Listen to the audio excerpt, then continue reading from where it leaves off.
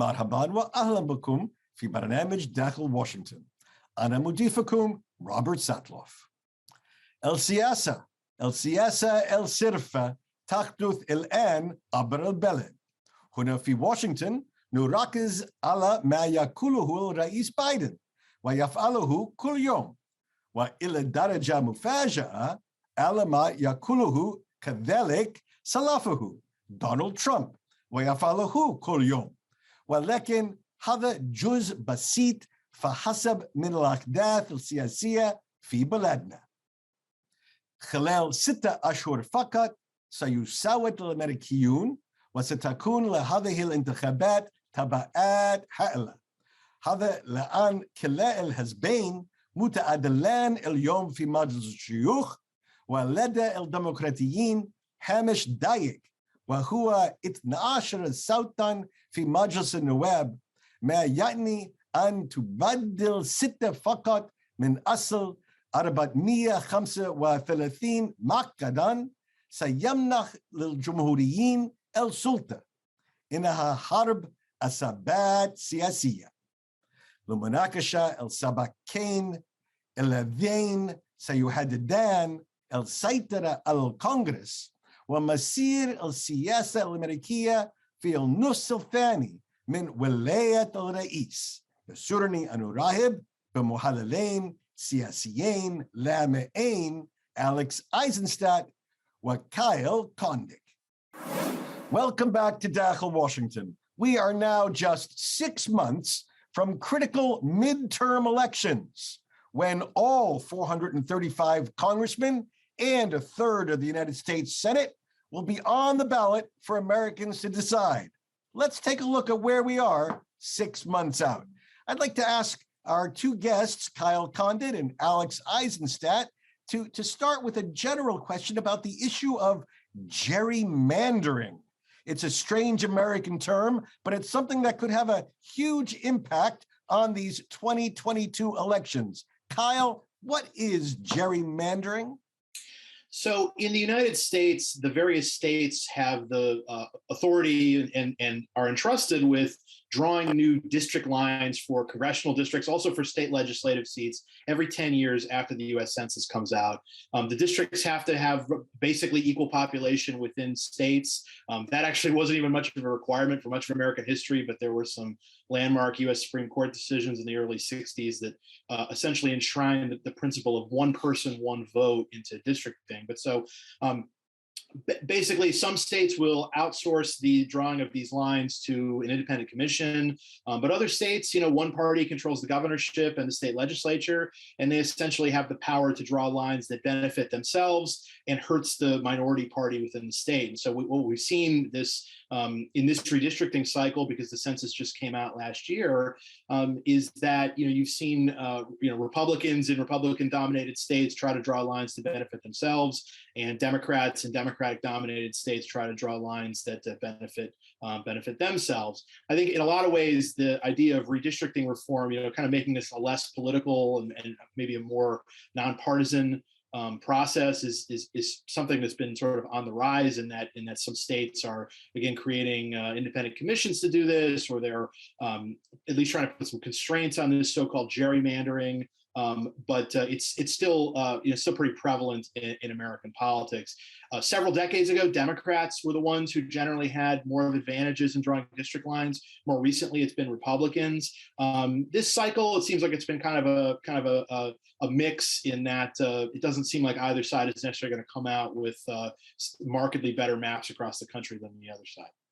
So, Alex, when you look at this, you think it's pretty much of a wash that Republicans and Democrats will fix the system more or less equally in their advantages?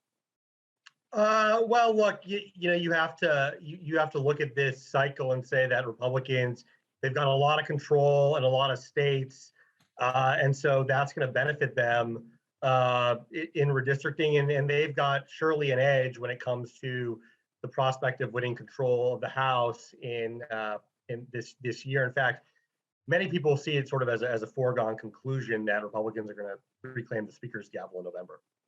So, Alex, take a look for a moment at a separate issue, which are retirements, which is often a Right. useful indicator of political trends. What do the numbers show about who's retiring from Congress? What you see is something that traditionally happens in a year when the party in power is expected to lose, which is members of that party are retiring rather than seeking re-election. All right, let me ask you, Kyle.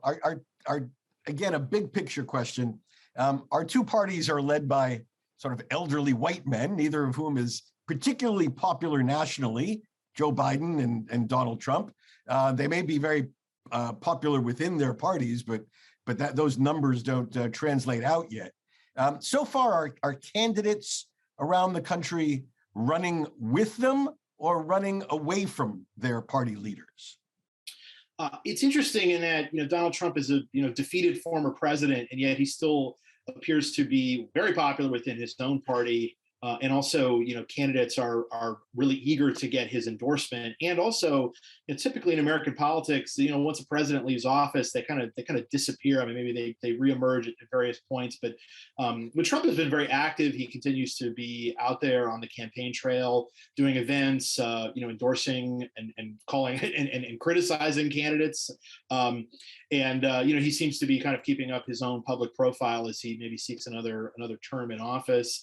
I think Democrats are at the point where they may be trying to create a little bit of distance between themselves and the Biden administration, because what happens in these midterm environments, if you have an unpopular president, as Joe Biden is, you'll see candidates who want to try to, again, distance themselves from him. Alex, even among Democrats, Joe Biden is not a strongly popular president. Has he gotten a boost at all from the leadership that he's shown on Ukraine or any other issue in recent weeks? There was a brief bounce that he had, a brief bump in polling that Biden had after his State of the Union address in late February. However, and look, he did for at least a time see a polling boost regarding his leadership regarding Ukraine. However, you're now, according to more recent polling, seeing his numbers fall back down to some pretty low points that certainly are pretty perilous for him and for the party in power. And if you were to believe that these numbers are necessarily going to continue on at this trajectory from now until the November elections, you'd have to believe that his party is going to be in a lot of trouble in November. So when you look at what the parties are offering voters in terms of November, obviously the Democrats are offering what the Biden administration has been able to achieve and is what has been trying to achieve.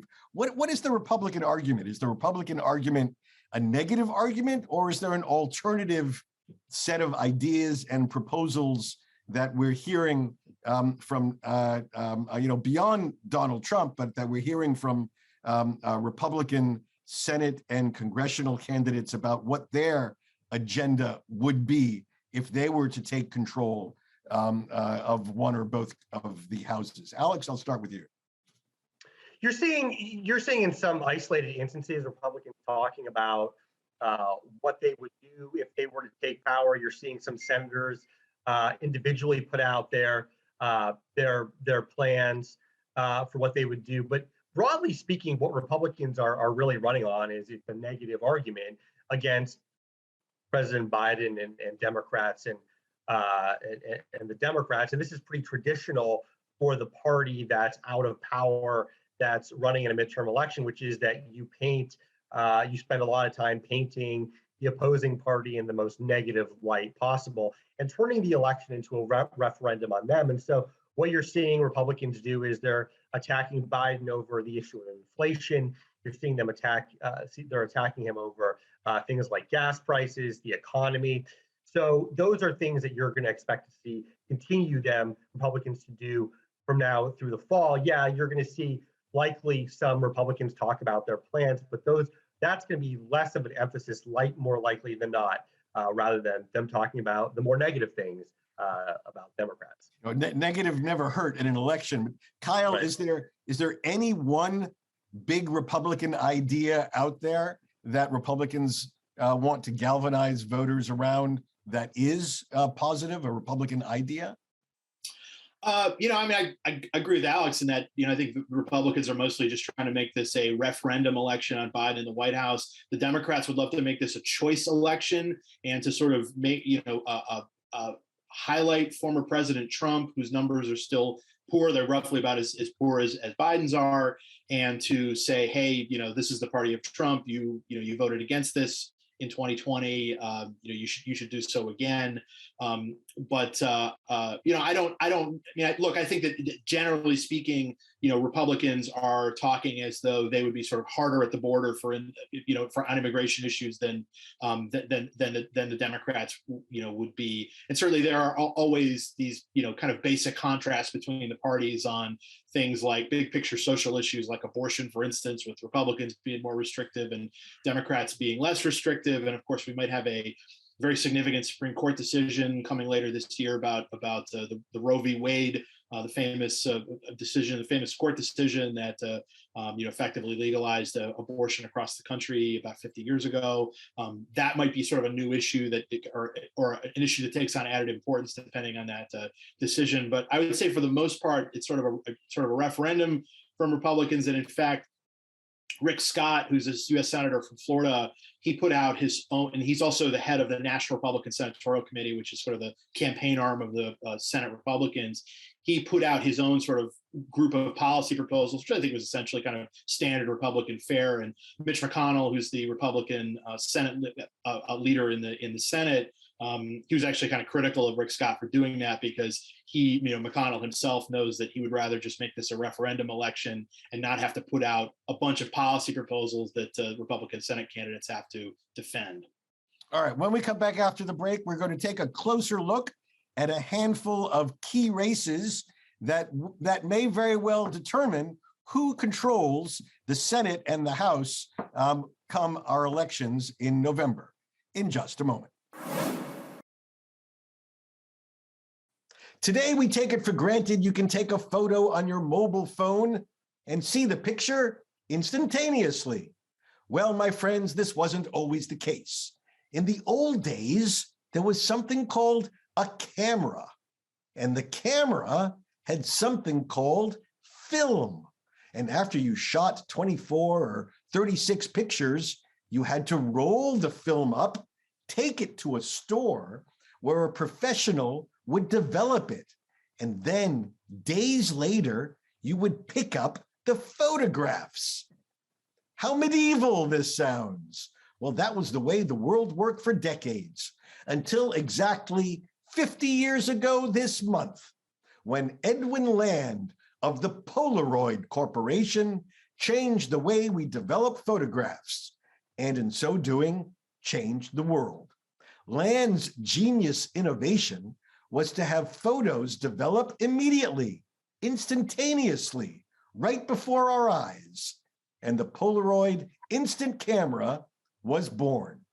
Polaroids were huge when I was a kid, and they've made something of a comeback in recent years, as young people like to have a real tangible photograph to hold and pass back and forth with loved ones, not just an electronic image on their phones. But if you wonder where the original selfies came from, look no further than those Polaroids your mom and dad may still have tucked away in their closet. Don't throw them out. They're classics.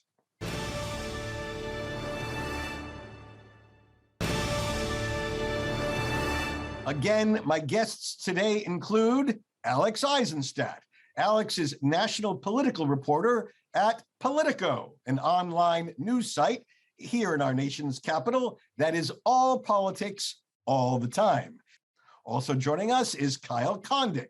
Kyle is managing editor of Sabato's Crystal Ball at the University of Virginia's Center for Politics, and he is the author of The Bellwether, a book about Ohio's presidential voting history.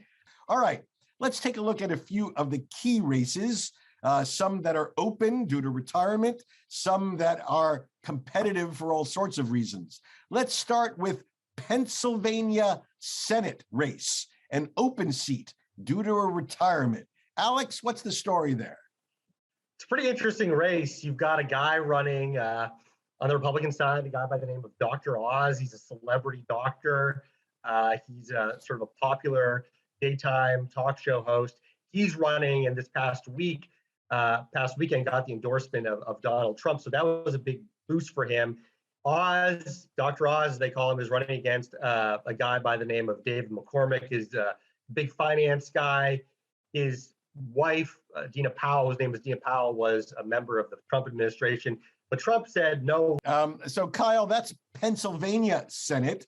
And remember, the Senate, so I remind our viewers, the Senate in the United States, the upper house of Congress, is currently evenly split, 50-50. So any one change here could have dramatic repercussions in the United States Senate. Another very pivotal Senate race, state of Georgia. Georgia put the Democrats over the top in 2020.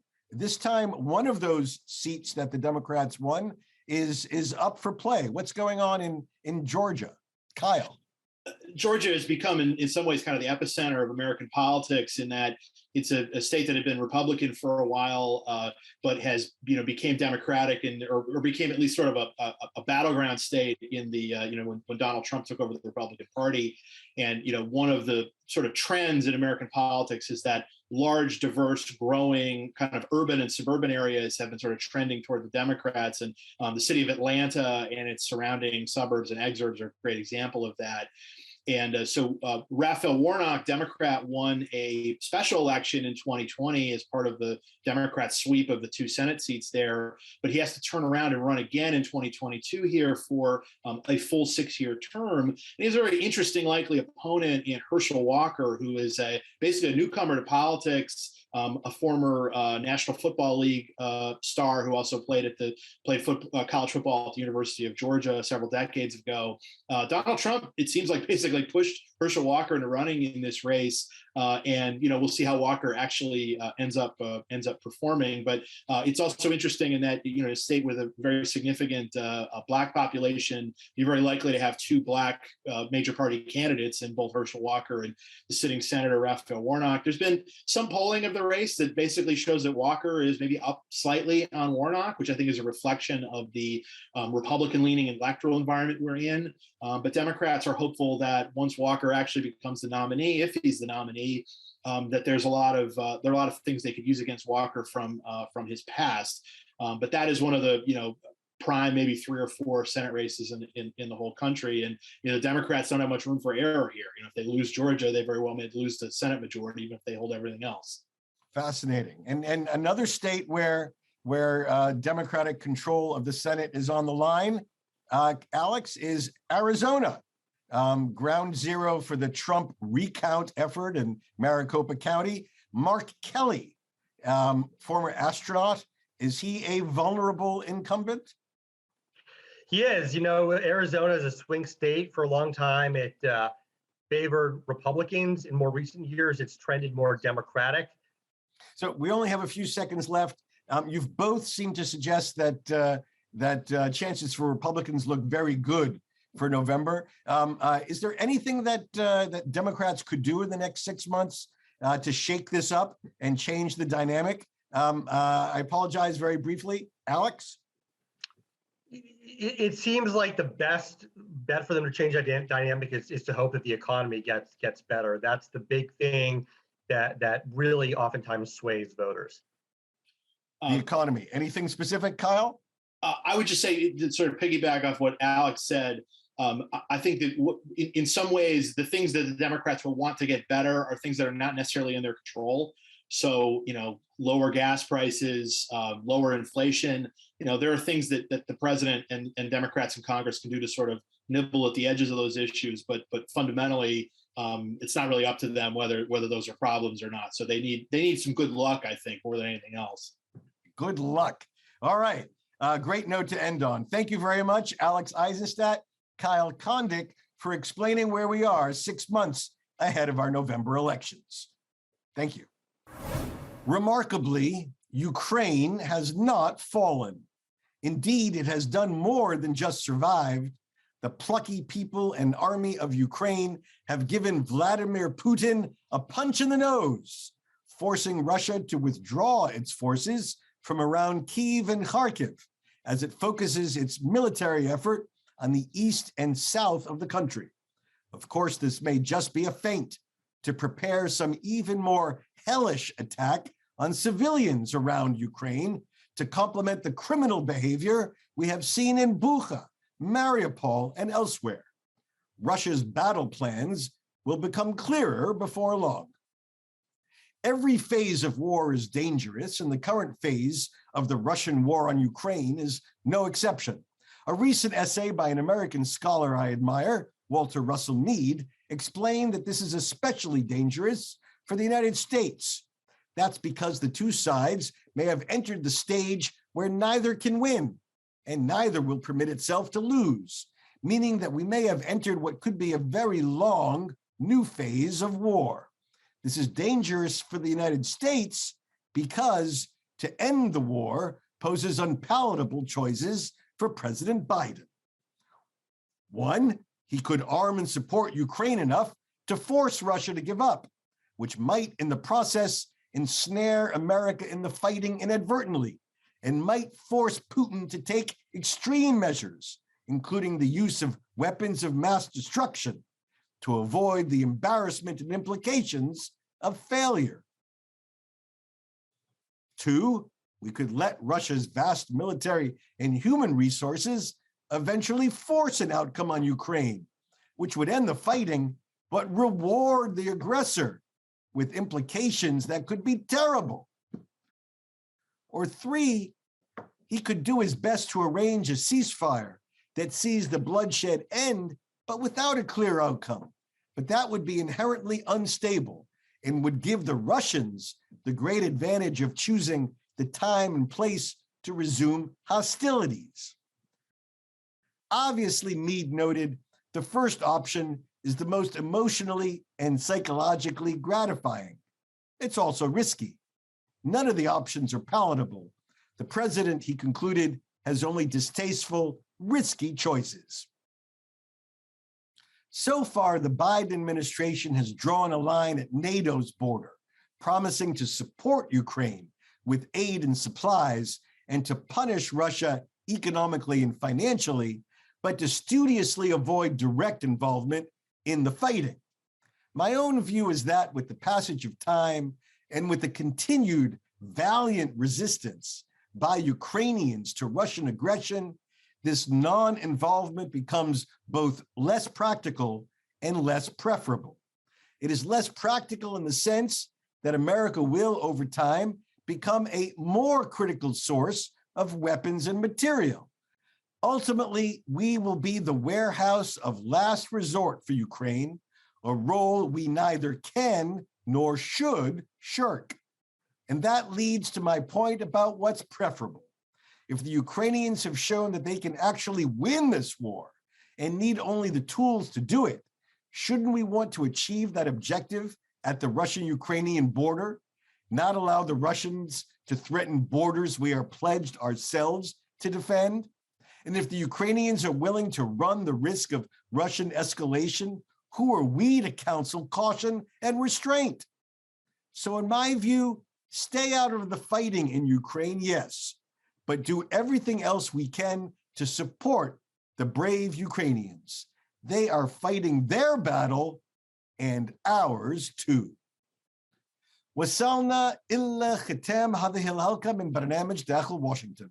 إن كانت لديكم أي أسئلة أو تعليقات حول البرنامج وبالأخص بشأن الانتخابات الأميركية المقبلة، تواصلوا معي عبر تويتر على هاشتاج Inside Washington أو تراسلوني مباشرة على @RobSatloff. إلى اللقاء في الأسبوع القادم. حتى ذلك الحين شكرا لكم وإلى اللقاء.